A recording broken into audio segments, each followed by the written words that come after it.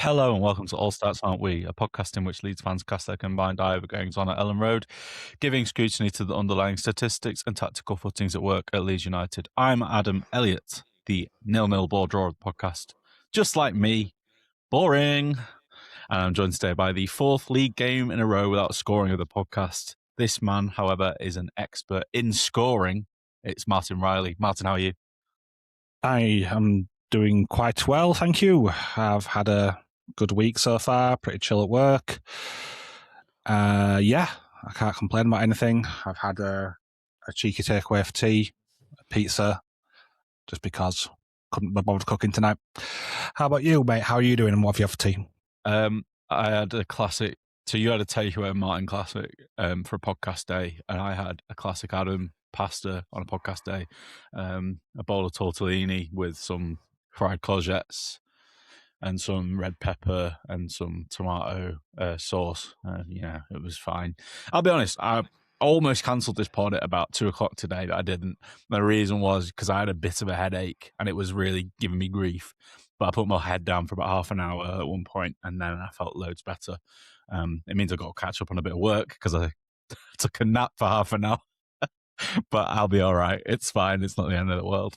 So yeah, that's how I'm doing. I feel loads better now. My cat fell asleep on me as well, which was quite sweet. And, you know, that always helps the soul heal, which we probably needed to do, considering, as our intro alludes to, Leeds United are giving our souls a hard time at the moment with the amount of goals we are not scoring.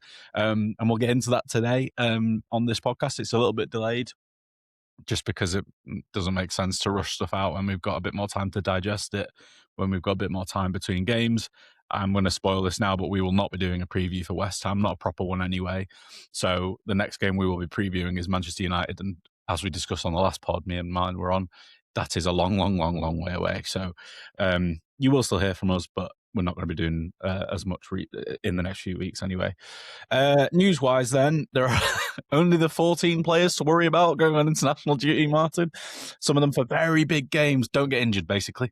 Yeah, I'm actually flabbergasted how many players we've got on international duty at the moment. Yeah, it's a bit scary, the fact that they're all going away, but there's a couple that I'm really really happy for. Calvert-Lewin, of course. That's you got to love it for the guy. That's one of the things I'm sure he was aiming at least trying to get back into the reckoning, maybe being close to being called up, but the fact that he has been called up is great for him. I know it's not the first time that he's been called up. He has pulled on the England shirt before, but it's a good thing. And the other one, Anton Sak, which is all the more bizarre considering Nagelsmann's comments like, a month and a half ago. I can only think that his backroom staff must have just pulled him at the side after that. I think you should maybe watch a bit of his games recently. That he's not what you're saying he is here. Because, yeah, it's a really bizarre take on him saying he's not an elite ball winner. Was that one of the things he said?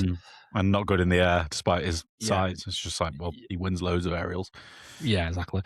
But yeah, I'm over the moon for them. And yeah, I'm especially going to be tuning into the England game, but mainly because it's against Uruguay and Bielsa. I was going to say the same thing. Yeah, as you know, I don't watch much England outside of the knockout stages, but I will watch it for that. Cause, even though it's a friendly, I will as well for the same reasons. It's also a reunion between a certain Mr. Ben White, who got a call up, and Marcelo Bielsa, so that'll be pretty cool as well if we see any shots of them together. But yeah, kind of echo the same sentiments about the two players you've named, but the other fear is just like, some of these games are friendly, so I don't think Calvert-Lewin's going to play a right lot, and probably that's okay. Stack might be the same as well. There is one I'm not happy about, and you can probably guess which one. There's a couple, I'll come to yours in a second, but I'm also looking at the fact that Wales have called up 4 of our players. 3 of them are 4 of Wales's most capped players in their squad they've called up. That's Ampadu, Dan James and Joe Rodon. The only one with more caps than them is Harry Wilson. So they are key players that will play both games if they get through, and they're going to beat Bosnia. And I mean, I hope they do, to be fair. But I also could do with seeing some Leeds players not go to the World Cup this summer and get a nice rest. I wouldn't mind that either. And then there's someone like Gabriel Goodmanson. He's also got a couple of potentially massive games because they play Ukraine in their World Cup knockout. So yeah, it's just frustrating, those ones. Other ones, not so much. Outanaker's not played a lot recently and could probably do with some minutes. He's also staying within the UK because they've got Scotland and England and 2 friendlies. That's fantastic. He's not going to have to do much. I assume he didn't travel out to travel back. I assume they just met up over here. Yeah, that would have been weird if he had to go all the way to Japan to meet up with them and then come out over to the UK. So ones like that are fine, but other ones I'm just like, for goodness sake. Got to do some big games and some travelling, and that's not ideal. Who's the one you had in mind that you're not too pleased about? Okafor. Oh yeah, he just got called up, didn't he? He's literally just come back from injury and he's been called up. Yeah, that one was the one which annoyed me the most. I mean, I'm glad for him that he's back in the Swiss reckoning, but it's just the timing of it is really bad for us, because if he was to go and get injured in this, then he's one player who we've missed a lot, I think, in the past few months while he's been out, because he's one of the few players we've got who can drive with the ball and actually destabilise an opponent. Him and Goodmanson are the main two, at least the main two who Farke will play. But yeah, we'll talk about more of that later, I'm sure.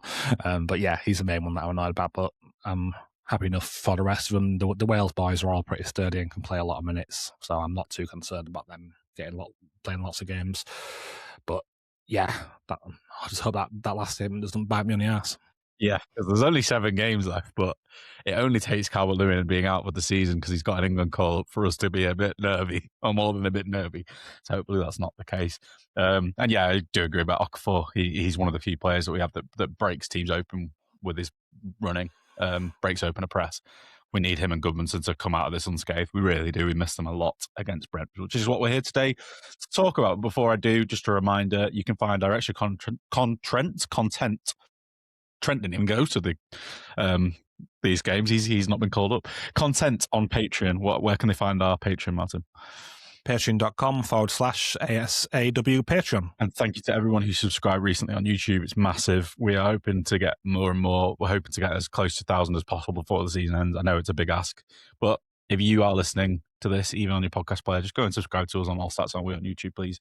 It would be massive. And leave a like, leave a comment, all that stuff. That would be nice to hear from some of you as well, some of your thoughts. How are you feeling about the relegation picture? How are you feeling about us? Do you think we'll survive? All of that. Let us know your thoughts. Thank you very much. Right, I'm going to get straight into this, Martin. A very dull game per the stats. 20 shots in total, 14 of them for Leeds. Wow, such dominance. But then you look at the XG, there's barely any difference. 0.52 to Leeds, 0.46 for Brentford. We had a bit more of the ball, 57%. Not really much else to go at from that. So I'll leave all the rest of those stats for now, unless you've got something you want to mention. No, you're just yawning. So clearly a very dull game indeed.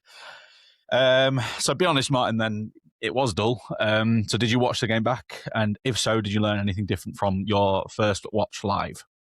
Yes, I did watch all of the game back, didn't even phone in parts of it. I did watch it on 2 to 3 times speed. It's 2 times speed for the first half and then 3 times speed for the second half, and I could easily keep track of it because there was so little going on.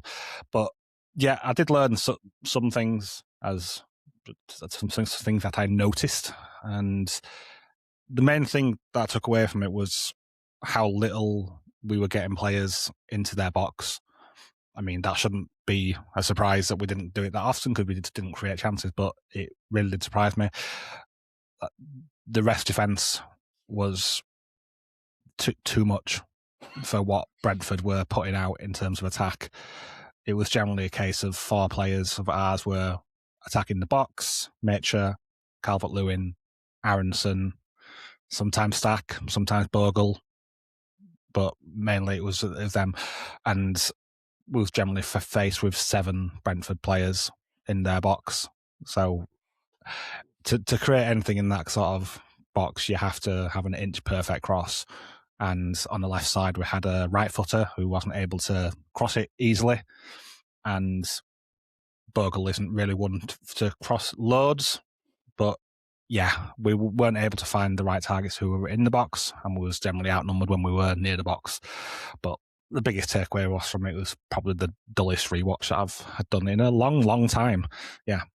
In your opinion, was that a tactical instruction from Farke, or was that somewhat the players maybe being a bit wary to overload the box, to put forward too many numbers? What do you think it was?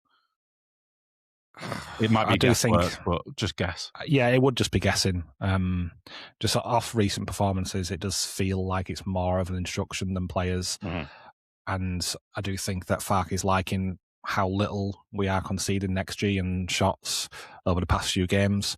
And he was, something he commented on in the post-match presser was that he was wary of Brentford's counter-attacking. So I think that really played into it for him, and that's why he wanted to make sure he had his rest defence set. But 6 players in your rest defence, that's maybe they didn't even have the normal front three either. Exactly. Maybe it's had overboard. I mean, he was saying that he was expecting a back 4 from them, so that could come into play a little bit there. But after the first half, there's no reason why we couldn't commit more players forward. And then we know what the game plan is from them. We know that we're able to attack a little bit more because they've got more players in defence. Their squad was weaker than what it is in attack, not normally in attack, being without their best sort of 1v1 threat in, what's his name again? I forget his name. Sharda, Watara? No, the guy who was out for this game. I forget his name. Damsgaard? Yeah, Damsgaard, that's it. He's probably one of their more dynamic players going forward. And he was out, so there wasn't a whole lot of pace in their transition. So we could have sacrificed one of our centre-backs, say at half-time, got an extra attacker on, but that didn't happen. Well, I wasn't expecting it to happen, but it would have been nice. But yeah, I do think it was more the game plan to stop chances first and create chances second. And then in terms of the game plan to create chances from us in the sun, why didn't it work? Why weren't we able to generate more openings or clear-cut openings? Because 14 shots to 0.52 expected goals is not a great ratio. So what was it that wasn't working for you?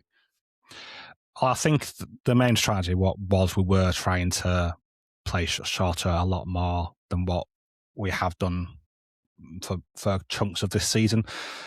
It has been going more and more to this sort of way recently, but just for example, the stats from the first half, only 9% of our passes were played long, and in the second half it was 11%, which is a lot lower than what it has been at times this season. And what's more frustrating about that is some of the chances we did create came from longer balls.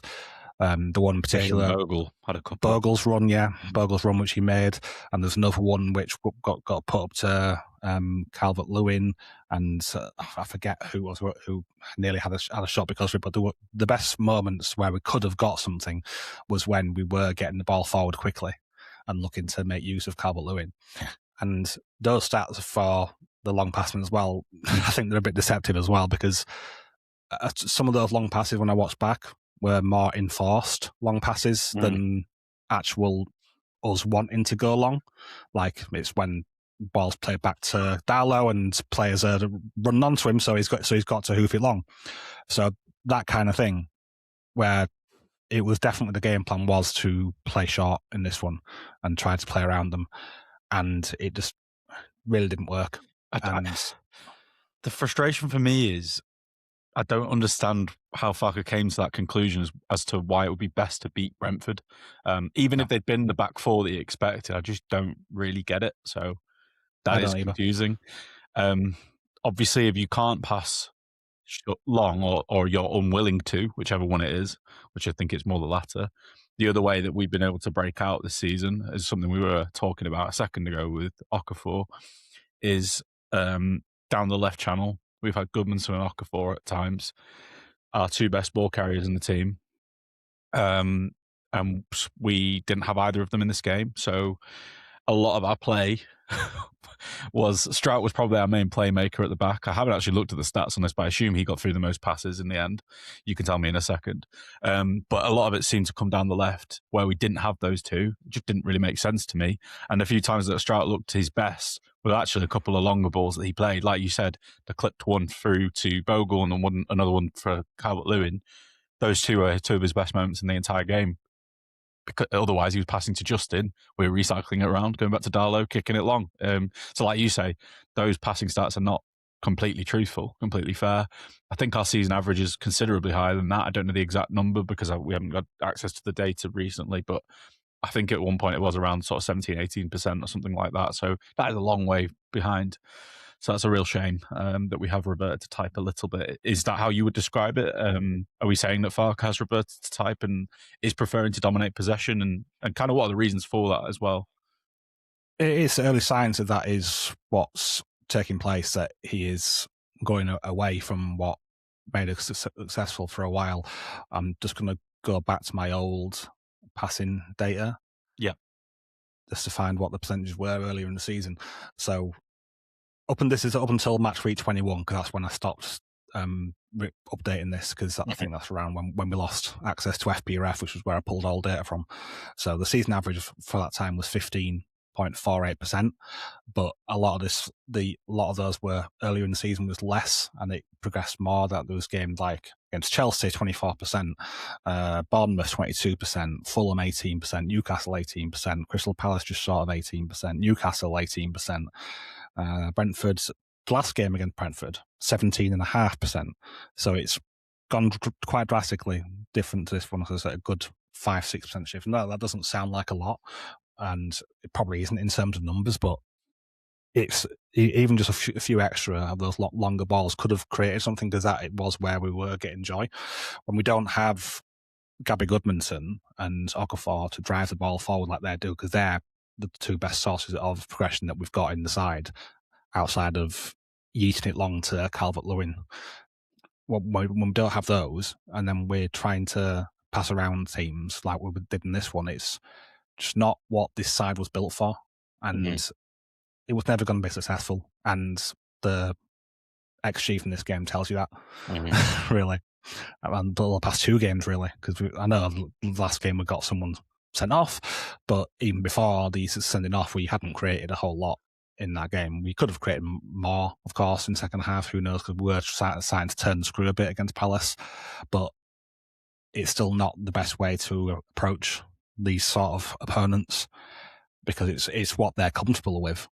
If you get the ball slowly to their third, you're giving them the opportunity to get the shape right and get into the plan which they're used to doing. That's what Brentford have been built on for many years, is a solid mid to low block, which makes it difficult for opponents to score. Even some of the better passing sides in the league have struggled against Brentford in recent years. And we are not one of the better passing sides in the league, to say the least, because we've not been built with technicality in mind. We've been built with strength and power and physicality in mind. And this wasn't the best example of us making best use of that. Yeah, and I'm just going to go back to the last question to answer that bit, which is I said Stroud had made the most passes potentially in the game. He was second most, Ampadu was most. But I think they were both in remember the triangle of death we used to talk about? I think this was a bit of a triangle of death forming between those two, James Justin, and you can include Jacobiel and Caldalo as well, because they seem to get a lot of touches of the ball too. And yeah, I think like people are going to ask, why is he doing this? Why is he reverted back to type? Why is he playing the team this way? In terms of the strategy, I think my answer to this, and you can say if you disagree, but I think it's just that he's using control and possession, a bit like we did in the Championship, as a form of defence partly, to keep the ball away from the opposition, make sure we've got control of the match, build slowly, build some attacks where you get the players up the pitch quite slowly to the point where eventually you think you've got enough and you can then make a bit more risky. But I don't love it. I know that he doesn't want the games to turn into basketball matches by us going long, them just booting it back. The same happens all over again, but I just don't think that that's been working for us recently, going so short. So, yeah, if you disagree, chime in now. If you don't, I'll go on to the next question. No, I agree totally.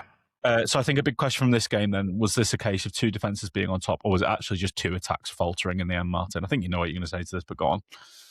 I do think that both defences were very good in this game. That both sides were well drilled and defended whatever the opponent put out generally pretty easily. But neither team really attacked either. So it wasn't even just a case of them faltering, it's just that the intent wasn't there to attack from either side, which makes the work that the defence has to do that bit easier. It's harder to defend when you've got more bodies coming at you. Like both us and Brentford were mainly attacking with 4 bodies into the opposition box. It wasn't just us who had a quite hefty rest defence here. Both sides did. So both sides made it easier for themselves to defend what the opponent threw at them, which is looking to nullify what your opponent is doing rather than trying to be good yourself. Yeah, I can't really add anything else other than to say I think their team were pretty happy to set up for a draw as well. The way they had, or they were hoping to maybe nick a goal in transition through a Thiago knockdown and a Shada kind of run into space kind of thing. They had 3 midfielders. Their best player this season arguably has been Vitaly Janelt, or at least he's in the top 3.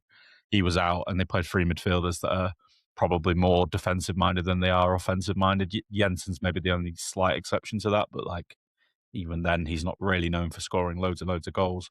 Henderson and I forget the name of the other midfielder. Oh yes, the guy that I mentioned on the last time we talked about Brentford, Yarmouth, who I don't have a great handle on, but actually these days I think I do. I think they were pretty good out of possession. Obviously, people like Nathan Collins are going to be laughing at you if they have to just defend the box because he's really good at just kind of kicking balls out, heading balls out. So yeah, it was defenses that were on top here for sure.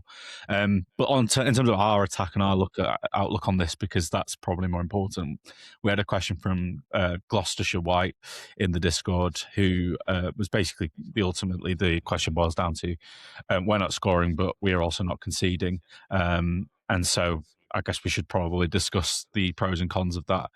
He said as well, how worried should we be about the goals having dried up? I'm flip-flopping on it personally. It's worrying to have no goals in 4 Premier League games and only 1 open playing goal in 5. But Sky said last night that we had about 4 XG and 4 big chances in the last 4 games, so that's not a disastrous return, and maybe variance will come around our way soon. Also, plus side teams are not creating chances against us. There's 3 clean sheets in a row. So yeah, that's maybe the positive here to focus on, Martin. And just to go on the data point, just before you chime in to answer this one, Johnny Cooper put it out, and I viewed this as more of a positive personally, but it does depend on your glass half full or glass half empty perception. He said Leeds have now gone 64 shots without scoring in the Premier League, the second longest run by any team without finding the net this season. 5.43 expected goals, 117 touches in the opposition box, and no goals. Obviously, a bit of that is penalty, but that's still, not bad in my eye. I think that's pretty decent, to be honest. Those numbers over a 5-game spell. Okay, there's Sunderland and Brentford in there, and you might have expected a bit more in those games, but I don't think it's a disastrous figure. So I'm a bit more positive. But anyway, going back to Gloucestershire White's question, can you answer that for me and how you feel? So yeah, it's a difficult thing to balance. Is defense versus attack, and where you commit bodies forward.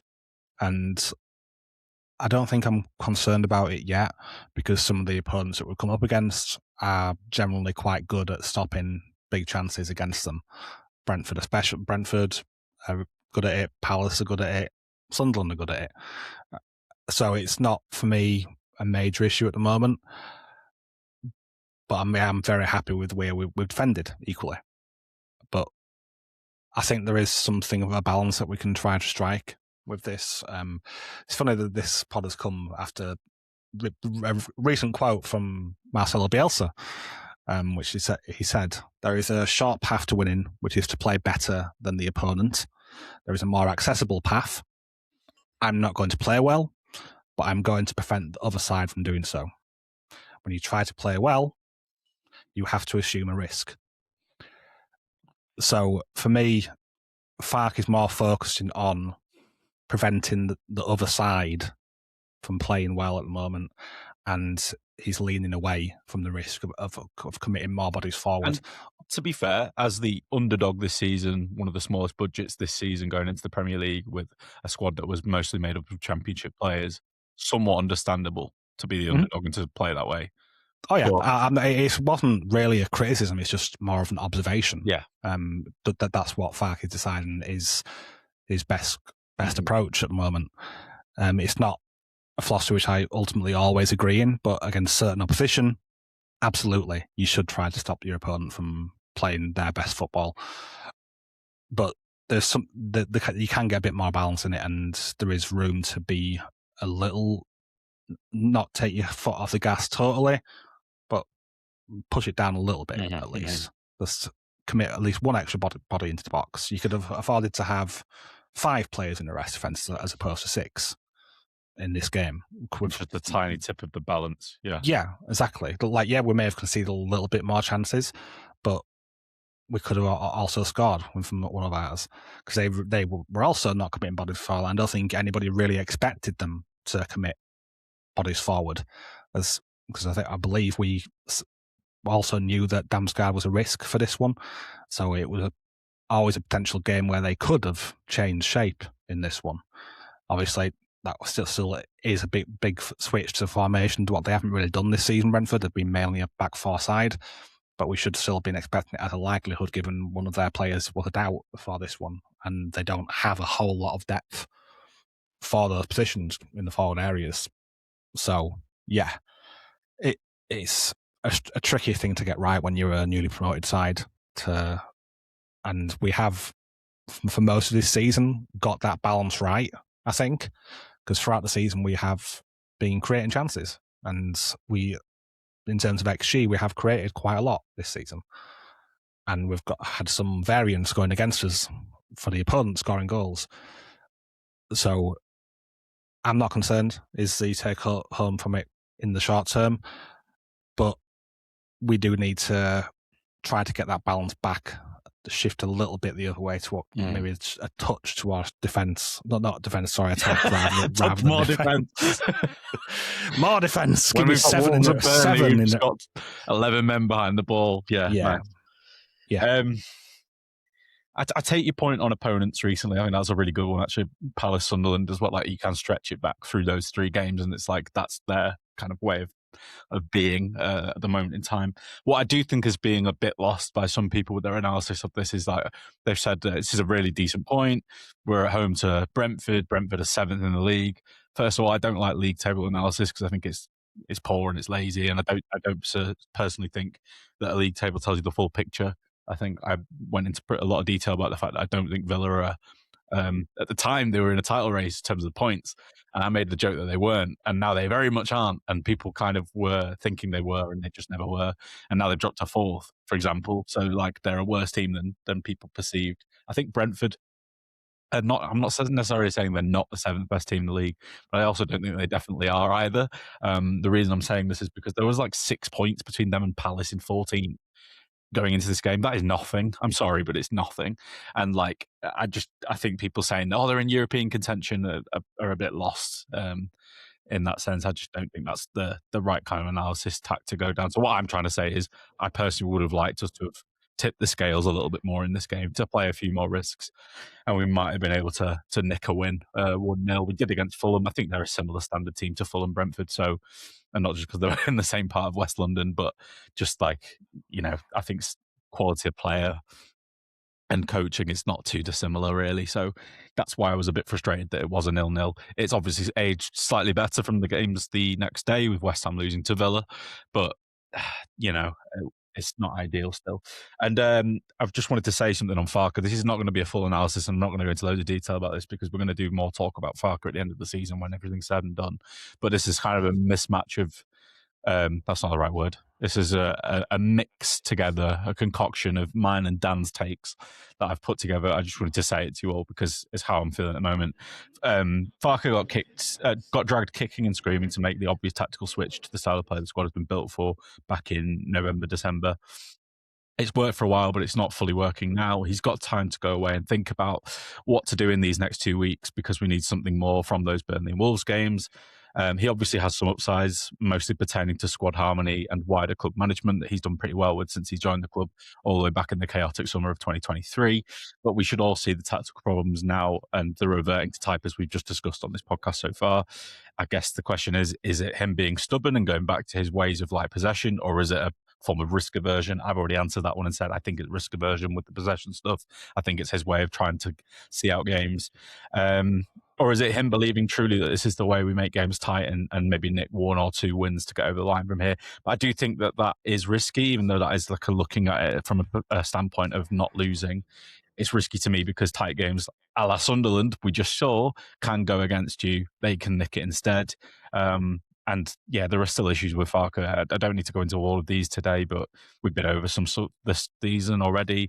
The slowness in games to respond to the opposition, sometimes some strange team selections and general squad management issues, i.e. subs for freezing out individuals and stuff like that. But on the whole, he's not doing too much wrong. So I will say that. And then Ethan said something that I really liked as well. So I'll just quickly read that one out because I think it was good. His assessment of the game was that the team wasn't accessing the centre well. We lacked threat on the left flank for much of the game. And we were relying on Bogle to carry the load in 1v1 and creative passing. We've already said that, but the main bit he said is that he hopes this is a wake-up call for Farke. The dynamics are lacking and that the team can't struggle to create like this in our home games for the rest of the year. 1 win is better than 2 draws. And that's the thing I want to like really hone in on here. We don't have to necessarily just accept draws until the end of the season. Like obviously if we draw 5 games of the next 7, even if we lose 2, that's giving us a really good chance, more than people think. I think 38 points is definitely giving us a chance. But I would just much rather we went and won a couple and then it's as good as done, because you don't even need to go for the 5 draws if you win just 2 games, even if it means losing a few. So that's where I am. That's why I think we need to take a few more risks, even though some people are arguing you don't have to and arguing against it. So yeah, have you got anything to add here, or can I move on? I know I spoke a lot there. No, I agreed with all what you said. Nothing really to add that I haven't already said. Cool. Yeah, so the next thing I want to talk about is obviously we talked about directness already today, Martin, and we talked about how we didn't go as direct here. But the other thing, and I'm not trying to just pat me and you on the back here when I say this, but me, you, and a few others, Jack, one of the friends of the pod, also noticed this at the time, was the talk about base formation. And this wasn't just Leeds fans, this was also the wider media as well, because a lot of pundits are very lazy and their analysis was Leeds' improvement was just because of a back 3 shift. I don't think that's the case. I think our shift was because we were willing to go longer more. I think that was part of the game. And the base formation didn't necessarily matter. And I think these last few games have kind of proved that, because even at the end of this game, where we bring on Dan James as a right winger I think he came on the 84th minute, and we had Okafor on the left. Those sort of last 10 minutes, and I know there's some tired legs for Brentford, blah, blah, blah. I know that people will be saying that, but those last 10 minutes or so, including extra time, where we had them on the pitch, were our most dangerous moments. Dan James had 7 crosses. None of them actually found a Leeds player, so they were a bit just cross spam. But we just looked better, and I think there's a chance with that West Ham game that we probably should use to experiment with a back 4. And I think that Farke needs to understand that there are some games where we can still do that this season before the end.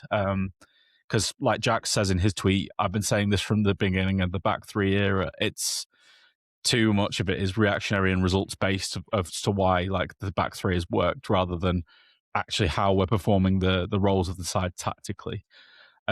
So I don't know if you have any thoughts on back 3 and back 4s. Do you think that we should, against, for example, Wolves and Wolves and Burnley, 2 our remaining 3 home games, the 2 worst the 2 worst away teams in the league this season, do you think that we should be playing a back 4 in those games, for example? It would not hurt, is what I'd say, but we could still come across the same problems if we play the way that we did in this game. Absolutely. If we can continue to play short and not make use of the height we've got in Stack and Calvert-Lewin in the final third, and try to get the ball quickly forward, we can still put out a 0.3 open play XG game. It's easily possible.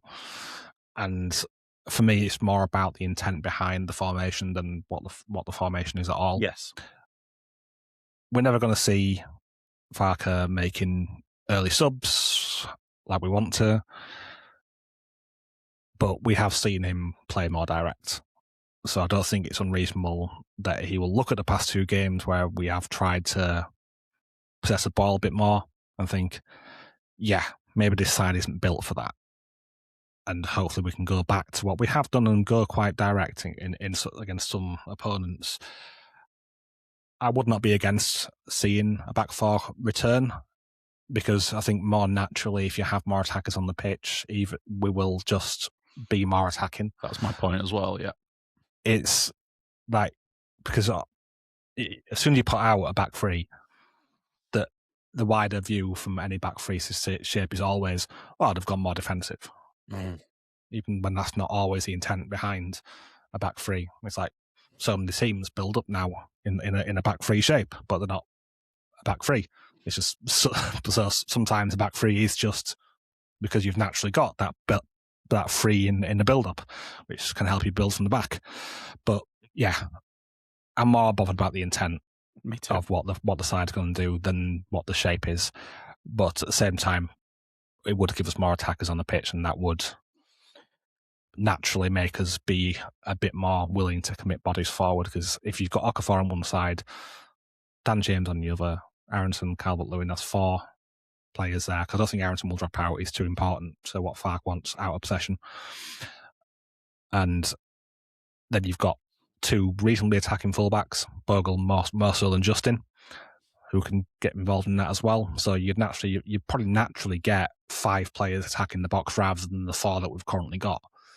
So yeah, I'd be open to the change, but it's not the be all and end all. I agree with that. I totally agree. I'm not going to add too much to it. The main thing for me is that if we're going to continue to play shorter stuff, having a back 4 with wingers and maybe using the outsides of the pitch to progress the ball might be the best way then, where you've got both Goodmanson and Bogle able to receive deeper and to drive on.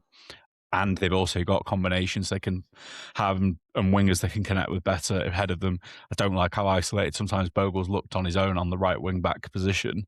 I prefer him having someone to connect with. So that's the other thing. And Jack said that as well. You can still play with directness, but you can get more out of the flanks with those combinations. And Gloucestershire White, he had one more thing to say, which is it'd be more concerning if we were putting up headline-worthy stats for not creating chances or getting touches in the opposition box, wouldn't it? Someone please tell me this is all okay, please. I have to say, despite everything we've just said now, we're still attacking enough over this span of let's say 6 games now, and we still have created some chances. So it's not all bad, despite what we're saying as ways to improve. We're just saying these are the things we would do to improve. Because yeah, you can be indirect and play a back 5. You can be direct and play a back 4.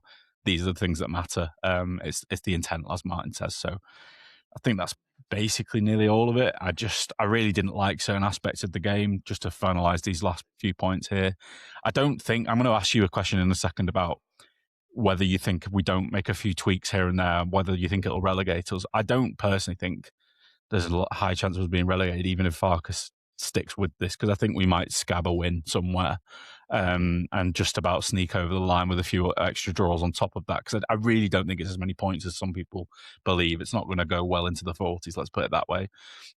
So yeah, on the Brentford game, there were just issues in build-up as well, of players receiving the ball in certain areas. I didn't like where Ampadu and Stat were receiving to progress the ball. We were pulling them into wide areas quite often, Stack as well on the left. It just doesn't make sense. It's not where he needs to be. You need to put them into central spaces, go longer, and then win the second balls from there. We've said this for a while, but it feels like because we have to repeat it now because of the fact that Farke has gone back. So the fact that he's gone to a 3 and played a certain way in this one is why I'm so frustrated, because it could have looked fine if he just played the ball longer and asked Ampadu and Stack to take up positions closer to Metcha and Calvert-Lewin. The other problem was Metcha's positioning.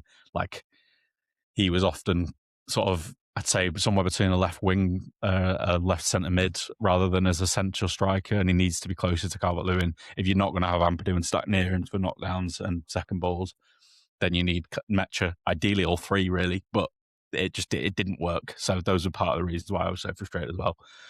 Do you think if he persists with it, then that this will result in our relegation, Martin? Are you worried about that, or are you still okay? I'm still okay. I don't think it will ultimately send us down if he doesn't tweet these things that we're saying. It's just these things may make the final thing a bit smoother, would be the only thing I'd say, because I agree with you that it's not going to take as many points as what some people think it's going to take, especially now that Spurs have sacked another manager. We're about to, yeah. Have they not already sacked him? No. I thought it was mutual consent. Oh, no, never mind then. But they're about to, yeah. And yeah, I don't think it's going to take 40 points. I think 37, 38 should be what we're looking at. And that's, I think, what Farke said. Yeah, he said 38 to 40, but I think he's leaning towards the low end as well from reading between the lines. But yeah, as long as you go back, Mr. Daniel Farke, to being a bit more adaptable with long and short passing in the build-up, I think we'll be okay. So that's my closing thoughts on this section.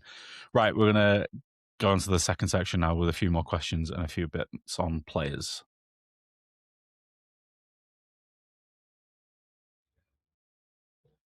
Right, we didn't concede a goal here, Martin, so there's nothing to dissect there, which we usually start with on this section. But are there any other positives we could take from this one beyond what we've already spoken about regarding how solid we look defensively, regarding how we're able to kind of possess the ball to see out games as well sometimes as well? So is there anything else you can find from this one? Not particularly, nothing that we haven't already said. Yeah, we defended well, but Brentford didn't really do much to test us, so it's yeah. I can't add more than what I've already said on this one, unfortunately. I think Ethan summed it up well. Like the Sunderland game, you're not far from being shithoused, but ultimately the home team has to take more ownership. But yeah, like on the flip side, that we'd not conceded many chances the other way, and that's really good. And in that final sort of half an hour, Brentford really didn't offer anything at all. I think they were pretty happy with the point. So, but for me, it's not just ownership; it's the risk taking, as we've been over. So I'm not going to go and do that to death. Well, there was a big old chat in the Discord, and if you're in there, go in the tactics talk section. It was really good. Dan made some really good points. Tommy made some really good points. Will made some really good points about Farke and how frustrated they are. But I'm not going to repeat it all here because we are running a bit short of time, so we're going to move on. But if you're in the Discord, go and have a look at the tactics talk section. It won't take you long to scroll back. It's not a huge discussion. Anyway, I want to talk about Will Gnonto for a second here, Martin, because he didn't come off the bench and he turned to Dan James in those latter stages. I personally wanted Gnonto. I didn't want James, and he chose James. So that's why I wanted to ask you this. I wanted to know if you thought that if you think I'm wrong or Farke's right or wrong, whichever way you land on this. But one thing to say just before you do is the last time we played Brentford, Gnonto got brought on, put a peach of a cross in the Calvert-Lewin to equalise after just 9 minutes on the pitch, and then Gnonto didn't get off the bench at all. So doesn't really make sense when he might be the best crosser. Farke, like I said, opted for James. 0 out of 7 successful crosses, despite I think one of them was really quite good and it was a bit unlucky. But do you think that was the wrong choice in the end, or is this kind of a bit hindsighty? I think it's a bit hindsighty. When he came on, I was happy because we were looking more direct on that side. He looked lively, and I was happy with the contribution that he made, even if it was ultimately came to nothing. But I would have been just as happy with Gnonto. But I would have been even happier if either of them were brought on about 10 minutes sooner. But we've done that to death, so I'm not going to bother. So yeah, I do want to see more of Gnonto because I really like him. He's a fun player. He's a nice guy. He tries really hard, and I feel he's had the short end of the stick this season, and it's not really fair at all. I do think he's deserved more than what he's got, and it's clear now that Aaronson is the first team player for this league, even when he's not getting goals or assists. And when was the last goal or assist Aaronson got? Was it not Newcastle? Genuinely, when he got 2. Oh Christ, yeah, it was. Yeah, that was some time ago. Was that last year? No, that was this year. That was in January. I know it's been a long year. Yeah, wow. When you're not scoring goals, it feels like it's been a long time. Yeah. So it's been some time since Aaronson got a goal contribution, is the main point of what I was making there. But it feels even longer than where it actually was.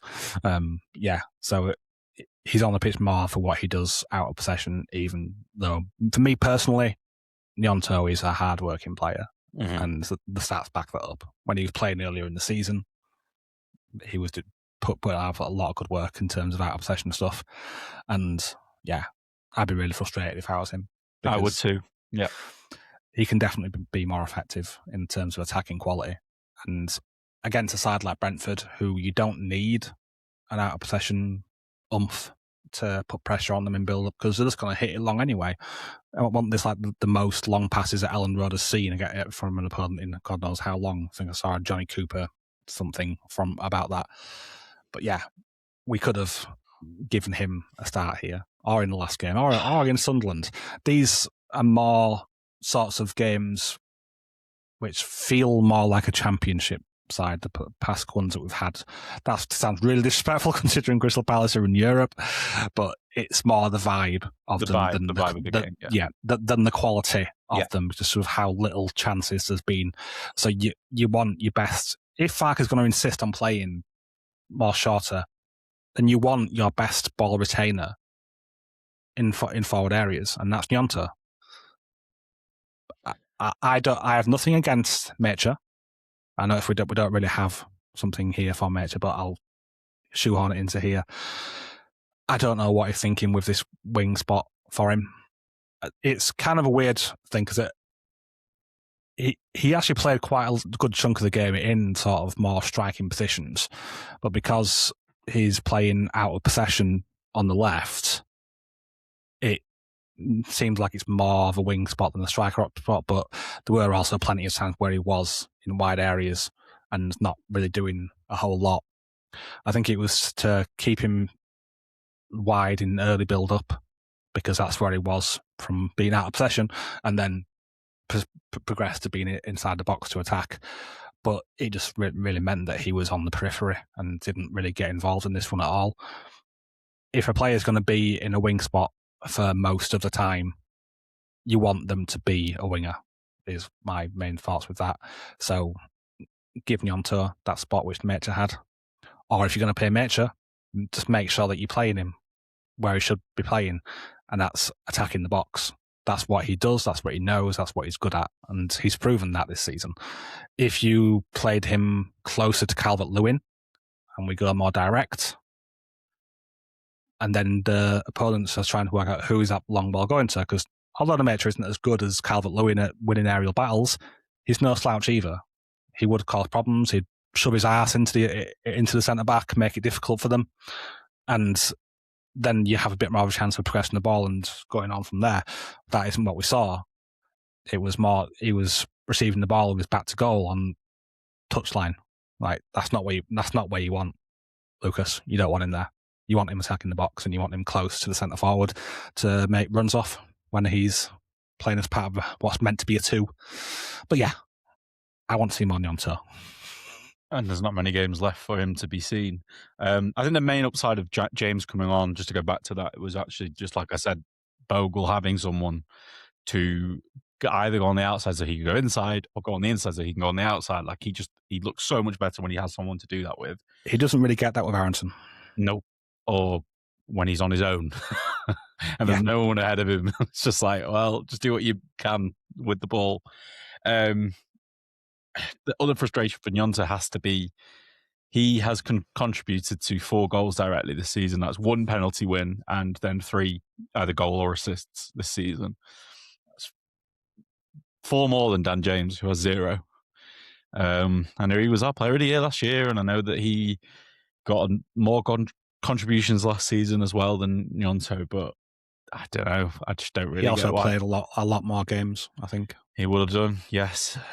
Gnonto per minute was doing pretty well on that front. But anyway, as was Lage, but he's another thing. He's doing well. He's doing well. He is. He's doing nicely. And the other thing is, and I'm not going to do this to death, but Brentford could not get out in that final 20 minutes, or they didn't want to get out. So when you have them pinned, and as you said, Gnonto is one of your better players at kind of retaining the ball in those areas high up the pitch. Like, you want to get him on the ball and you want to get him to do stuff. He's one of the only like genuine match-winning players in the squad, with like moments that are kind of out of nowhere. I would have really liked to have seen him do one of those. So that was a real shame. So yeah, I'm glad we included this section to talk about it, but probably won't be talking about Gnonto right a lot between now and the end of the season. This might be one of our last occasions. And if that's the case, he might well be leaving this summer, mightn't he? So we might not be talking about him a whole lot this the rest of his Leeds career, which is a shame. Anyway, let's just talk about then who performed well and who didn't. I know when it's a game like this, Martin, it's difficult to pick out like outstanding performers. There was a bit of talk in the Discord about Igor Thiago and him having the better of, in different moments, probably more Jacobiol and somewhat Pascal Struijk and not much Joe Rodon, partly because he just didn't go near him. But how did you make of the centre-backs against him, for example? That's a good starting point for this question. Igor Thiago gave them a game, and they stood up to it. I felt so, right. Yeah. He was physical. They gave back just as good as they got, sat him on his ass a few times. They did all that they should have done to stop how many goals he scored? Like 19 goals this season? I think it's 19 league goals, 20 overall, something like that. Yep. So he's been very prolific, and I just want to say on record that I was quite wrong about Igor Thiago. Don't back down, double down. No, I'm not gonna. I will always own my L's. No, same. Yeah. But yeah, he's a very good player, and Struijk and Biol kept him quiet. Those were the main two who were marking him and had responsibility for him. And yeah, he was a massive handful. And even with how well they did, he did still manage to get in some nice positions. He's got a lovely touch on him. That one like long ball which went through to him on the right flank, and he just brought it down really nicely. And that's one thing which I thought was one of his worst elements from when I watched him earlier in the season. But yeah, he's generally seems to be a top end striker, and we kept him quiet in this one. Yeah, Brentford didn't help themselves by not supporting him very well. They just did not get bodies close enough to him to vibe off him, and that was ultimately why they couldn't create too much. Similar to us, we didn't get bodies in the right areas, but it's more acceptable for Brentford because they was the away team and they will have been happy with a point. Yeah, in the end, after the weekend results, you can see it as a positive point, but it quite easily could have been the opposite way around. And if one of the sides around us had got a win, then it would have looked a lot worse than where it ended up looking now. I just want to quickly go in on the Thiago bit. I think how I perceived it was he was probably getting the slight better of them in the first half an hour, maybe a little bit more than that. But after that, I felt like they were getting much more of a handle on him for the rest of the game. So some people weren't pleased with Struijk's start to the match, for example. There was a bit of moaning about that. But I think he ended the game really, really strong. I hope he's not injured because he did go off looking a little bit iffy, but I don't think it was anything major if it was anything. And Biol, like he definitely had to grow into the game on Thiago, but definitely was ending the game the better when they couldn't really get the ball out, for example. So those two definitely stood out as two of our better performers. I felt like for another game in a row now, despite where I've complained about them in build-up and where they were receiving the ball and in stupid suboptimal positions, Ampadu and Stack still felt they played really well overall. Their ball winning when the opposition have it is excellent. Their drive, their kind of desire, like all those things that someone like Roy Keane will go on about, absolutely top notch. So those are kind of my main ones, those four. I would say, Martin, is there anyone else that stood out for you as someone that deserves a mention, maybe for a man of the match consideration? I think those were the main ones. I wouldn't really want to pick a man of the match from this one because I don't think it deserves it. But I just want to quickly speak on what you're talking about, where Stack was receiving the ball and stuff like that. I just think that's more just Daniel Farke instruction. Oh yeah, no. By the way, I'm very clear on that because that's exactly where Ilya Gruev occupies a lot of time. So these players, whoever is in that left central midfield spot, will find themselves at left back a lot, even though we don't need them to be because we've got a back three. There's already three players there, Daniel. You don't need a fourth. Just get that big lad further up the pitch, get him winning second balls. That's what you want from him. I wouldn't want to select a man in the match, but Rodon did well, got the ball forward quite often, quite decently. Struijk did well, both on the ball and off of it. Be-all did excellently off the ball. I think that's about all I could say that's nice. None of the rest of the players really were awful. Even Aronson had one moment which was really nice, but he still wasn't good. Yeah. He also fell over in our half and gave it away at one point, which was pretty funny. Yeah, that was. and someone needs to tell him to not shoot from outside the box, because my 8-year-old has a more convincing long shot. Sorry, that was really harsh. There against Newcastle, but maybe that's his one used up for the season.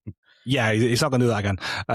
But there's one other thing I wanted to mention. I forget what it was. Oh yeah, and Mature, he was poor and on the periphery, but that was mainly because of the role he was instructed to play. What he was told to do, and it just does not suit him. Yeah, I agree. I actually didn't check this until now, so it's kind of weird to me to just notice this. But as you were talking, I got up the Man of the Match award on Leeds United's website, and the 4 players I named were the 4 top marks. Usually, when we score a goal, that player gets Man of the Match, because Leeds fans are sometimes a bit simple. I don't mean that in a horrible way, but just the answer is just the player that scored deserves Man of the Match, or the one that got the assist, whatever the action is to win the match. Here, because there weren't any goals, we got a bit of a split. So Ampadu got Man of the Match with 29%, Stack 23%, second close, Jacobiel 13%, and Strauch 11%, and they were the top 4. I think I'd lean towards Stack, actually, not Ampadu, but there's not much in that. And I'd lean more towards Strauch. And I was fine with Ampadu winning it, let's put it that way, having seen that. And yeah, Strauch maybe third. I do think early on, I could see why people were getting a bit frustrated. He slipped at one point, which is not his fault. And then he played one just weird pass. But otherwise, after that, and Thiago obviously beat him a couple of times to the ball. But after that, I think he actually had a pretty good game. The second half, he was really, really strong, to be honest. A couple of really nice clip balls when he actually did them that paid off, that were really good. So that's good. I'm not going to ask you points needed to survive chat, which is the next section of the running order, because I don't really need to. We've done it. We already mentioned it. Yeah, and then how worrying are the draws is the other question alongside this. Well, I'll read out Farke's response to that, because I think it kind of sums up where he's at, which is we're edged 1 point closer. We need 5 to 7 points. We win 2 games, or we draw. We win one and a few draws, or draw every game. Which I love that he said. It's just so funny. 40 definitely keeps us up. I agree with that. He's trying to bore us to death. He really is. I actually think of the 3 examples he's given, the most likely, and I want you to answer this, is the middle one, which is we'll win 1, we'll draw quite a few, and that'll be enough. I can see us winning against one of Wolves or Burnley. We might win both. Maybe it will be a nice surprise. Maybe we win another game. We might win 3 games, but I don't see it. I think it'll be 1 win. Maybe we just upset the apple cart and just beat Carrick. That would be nice. That'd be funny, and that's our only win. Yeah, that would be. They've won every game at home under him. I think I might be wrong there. We'll check that. But yeah, I guess, can we draw our way to 17th? In Farke's mind, I think it's probably a yes. And I personally think we only need 1 win, and if we continue to pick up a good amount of draws, we've got, no matter what people say, we've got the 2 best fixtures on paper that you could ask for. We have the 2 easiest games remaining in terms of the 2 teams that are already essentially championship clubs at home. No one else has that. That is, whether you like it or not, a good place to be, despite some people thinking they'll set up a certain way, blah, blah, blah. I don't really care. That's still games I'd like to have. I'd rather have them than 2 mid-table or 2 top-table teams in those games. And then just draw at a decent rate and we should be okay. Do you agree with that? Yep, that's pretty much what I was thinking. 1 more win, 3 or 4 draws. We should probably be fine. Yeah, agree. And in case people don't check Opta have it at Leeds 7.33% chance of relegation. They also project us to get 42 points, which I guess would be 2 wins and a few draws. It's possible. It's maybe even quite likely, but we'll see. And they're currently projecting, just for people to know about Wolves and Burnley, where they're at 99.9 for Burnley and 99.95 for Wolves. So that's the kind of opposition we've got coming to Ellen Road soon. And if you want an extra, because I've been doing this to death this week, like looking over these kind of things, an extra nice layer is, even though they are 6 pointers and they're massive games, Spurs and West Ham are 2 of the bottom 4 teams for home form this season, and we've got to go away to them both. So on paper, again, like 2 of the easier away games you could have. like there are wins there for us for sure. Depending on who Spurs get in, that could be a decent game for us. It could indeed, and I probably would take a draw now just to keep everything as is. So yeah, I think that's everything. Don't miss anything else. Don't think we missed anything. Yeah, happy. All good. So if people are worried about the draws, I would say don't be too worried, even though this one was definitely one we probably could have won. And that's my closing thoughts. Patreon.com/ASAW Patreon is where you can find bonus content over the next week or so. We will be posting at least a couple of articles and a bonus podcast, I promise, because we've all got a bit more time without these pods and a bit more time with less games as well, because it is an international break. As we say, don't forget to like and subscribe on YouTube. It really helps us out. That's all that we have time for tonight. We'll be back with a preview of that game against Man United in a little while with the FA Cup first, so we'll just do a bonus episode like we said. All that's left for me to say then is thank you very much everyone for listening, but also thank you very much to Martin. Thank you as well, mate. I hope you and our listeners all enjoy the rest of their week and a Leeds free weekend as well. Goodbye.